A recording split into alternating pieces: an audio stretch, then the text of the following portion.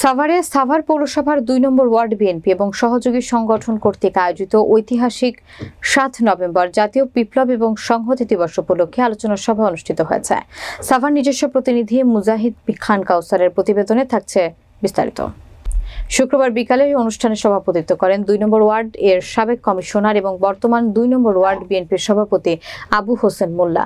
অনুষ্ঠানে সঞ্চালনা করেন ২ নম্বর ওয়ার্ড বিএনপির সেক্রেটারি মফিজুর রহমান মফিজ। এ সময় প্রধান অতিথি হিসেবে উপস্থিত ছিলেন সাভার থানা বিএনপির সাবেক সভাপতি জামাল উদ্দিন সরকার।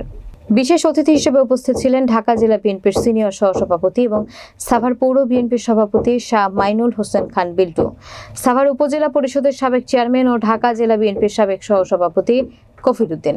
আরও উপস্থিত ছিলেন সাভার পৌর বিএনপি, সাভার থানা বিএনপি, আশুলিয়া থানা বিএনপি, অঙ্গ সহযোগী সংগঠনের বিভিন্ন নেতাকর্মীরা।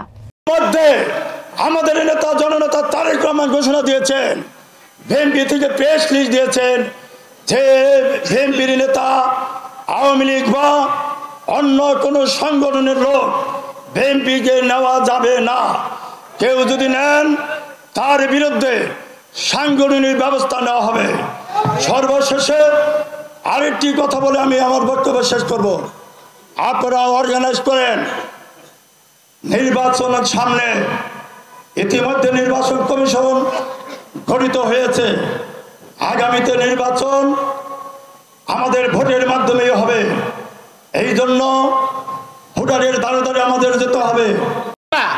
একমাত্র জিয়াউর রহমান সাহেব দিছিল একটা মেজর হইয়া এই দিক নির্দেশনা দেওয়ার কথা রাজনৈতিক নেতৃবৃন্দে, এই দিক নির্দেশনা দেওয়ার কথা তৎকালীন আওয়ামী লীগের নেতৃবৃন্দে, তারা সেটা দিতে ব্যর্থ হয়েছে। তারা তো স্বাধীনতার দাবিদার হতে পারে না। স্বাধীনতার দাবিদার একমাত্র জিয়াউর রহমান সাহেবের নেতৃত্বে হয়েছে স্বাধীনতা ঘোষণা। এবং স্বাধীনতা ঘোষক না শুধু, সে তৎকালীন আমলের রাষ্ট্রপ্রধান